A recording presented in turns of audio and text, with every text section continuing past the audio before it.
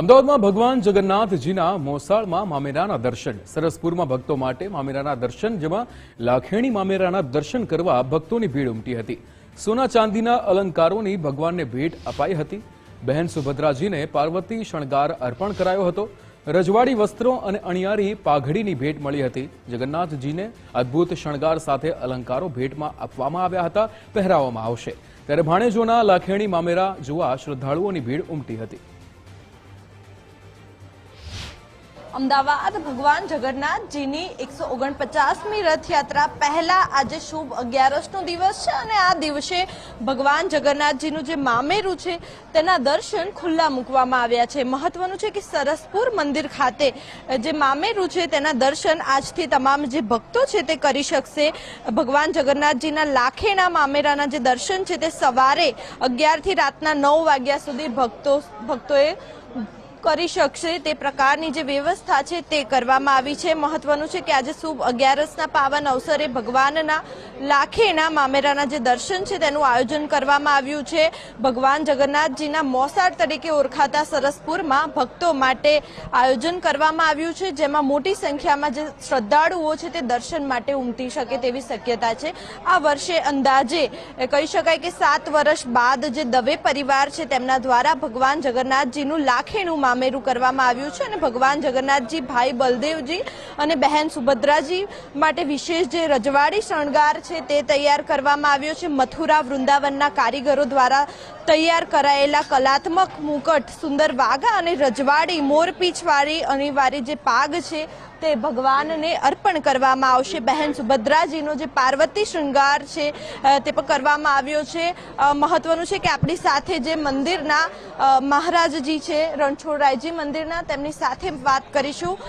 મહારાજ, આ વખતે મામેરામાં શું વિશેષતા છે? કેટલા પ્રકારની વસ્તુઓ ભગવાનને ભેટ સોગાદ સ્વરૂપે અર્પણ કરવામાં આવી છે? વિશેષમાં તો ભગવાનને આ વખતે મથુરાથી વૃંદાવનથી ભગવાનને મુગટ કરાવવામાં આવ્યા છે અને વાઘા વસ્ત્ર કરવામાં આવ્યા છે, આરી વર્કના જરદોશી સ્ટોનવાળા.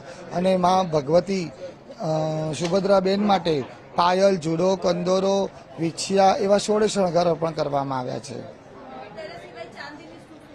ચાંદીની વસ્તુમાં કંદોરો છે, પાયલ છે, જુડો છે, વિછિયા છે અને સોનાની અંદર માતાજીની દોરો, બુટ્ટી અને વીંટી ભગવાનની કરવામાં આવી છે.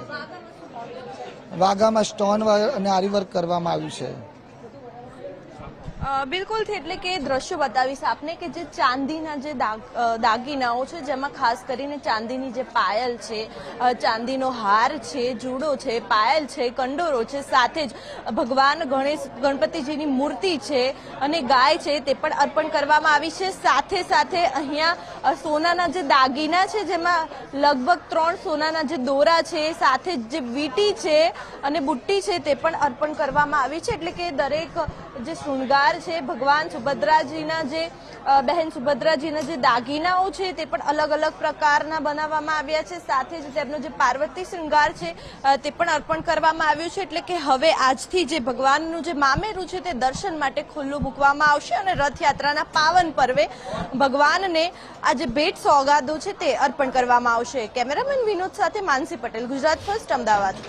નગરના નાથનું લાખેણું મામેરાના દર્શન આજથી ખુલ્લા મૂકવામાં આવ્યા છે. અલગ અલગ પ્રકારના વિશેષ જે વાઘા છે, સુંદર, તે અર્પણ કરવામાં આવ્યા છે, જેના દર્શન આજથી તમામ જે ભાવિક ભક્તો છે તે કરી શકશે. આપણી સાથે મંદિરના જે ટ્રસ્ટી છે ઉમંગભાઈ તે જોડાયા છે, તેમની સાથે વાત કરીશું. ઉમંગભાઈ, શું કહેશો? આજે નગરના નાથનું મામેરું દર્શન માટે ખુલ્લું મૂકવામાં આવ્યું છે. કેવા પ્રકારનું મામેરું આ યજમાન દ્વારા કરવામાં આવ્યું છે?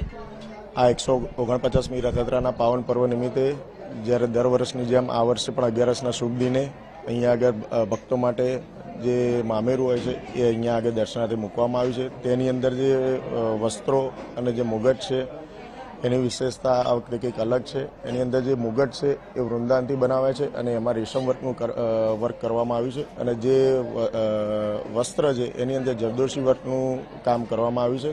તદુપરાંત ત્યાં સોના ચાંદીના અલંકાર પણ બનાવવામાં દર્શનાર્થે મૂકવામાં આવ્યા છે.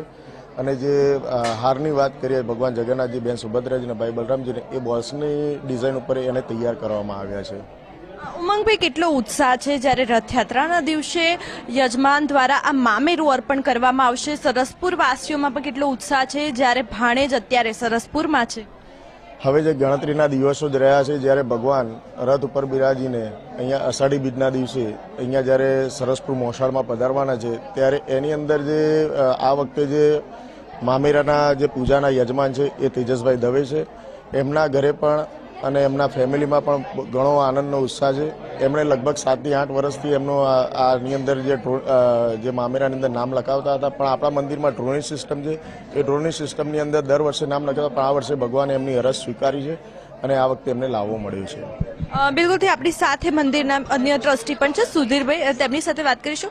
સુધીરભાઈ, શું કહેશો, આ વખતે શું વિશેષતા છે ભગવાનના મામેરામાં? કારણ કે દર વર્ષે અલગ અલગ યજમાનો હોય છે, યજમાનો અલગ અલગ પ્રકારની તેમની ઈચ્છા હોય છે મામેરાની. આ વખતે શું અલગ છે મામેરામાં? આ વખતે મામેરામાં અલગ એ છે કે જે બનાવવામાં આવ્યા છે ભગવાનના વાઘા, જે દાગીના, એ બધું મથુરામાં બનાવવામાં આવ્યા છે અને એક અલગ પ્રકારની થીમ પર જ બનાવવામાં આવ્યા છે અને ભક્તોમાં ખૂબ જ અનેરો ઉત્સાહ છે, જે આપ બહાર પણ જોઈ શકો છો. એક મોટી સંખ્યામાં લોકો અત્યારથી દર્શન કરવા માટે આવેલા છે. આજે સવારે 11 વાગ્યાથી રાત્રિના 9 વાગ્યા સુધી દર્શન કરવાના છે. બિલકુલથી, એટલે કે આપણને હું દ્રશ્યો બતાવીશ કે જે પ્રકારનું જે મામેરું છે તે અહીંયા પાથરવામાં આવ્યું છે. મહત્વનું છે કે સુભદ્રાજી માટે વિશેષ જે રજવાડી શણગાર છે તે તૈયાર કરવામાં આવ્યો છે. વિશેષ જે જરદોશી વર્ક છે, રેશમ વર્ક છે, તેનાથી જે વાઘા છે તે વાઘા તૈયાર કરવામાં આવ્યા છે. મથુરા વૃંદાવનના કારીગરો દ્વારા તૈયાર કરાયેલા કલાત્મક મુકટ અને સુંદર વાઘા અને રજવાડી મોરપીંછ અનિવાર્ય જે પાગ છે તે ભગવાનને અર્પણ કરવામાં આવશે.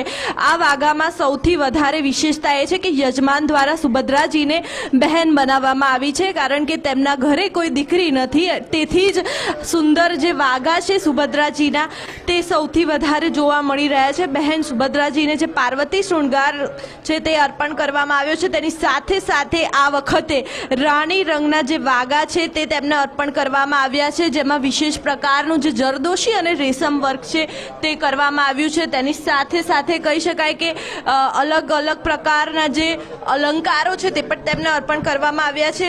સુભદ્રાજીની વાત કરીશું તો તેમને પાર્વતી શૃંગાર સાથે ખાસ કરીને ચાંદીની જે પાયલ છે, જુડો છે, તે પ્રકારના જે દાગીના છે તે પણ અર્પણ કરવામાં આવશે. એટલે કે આજથી સવારે 9 વાગ્યાથી લઈને રાત્રે 11 વાગ્યા સુધી તમામ જે ભક્તો છે તે મામેરાના દર્શન કરી શકશે.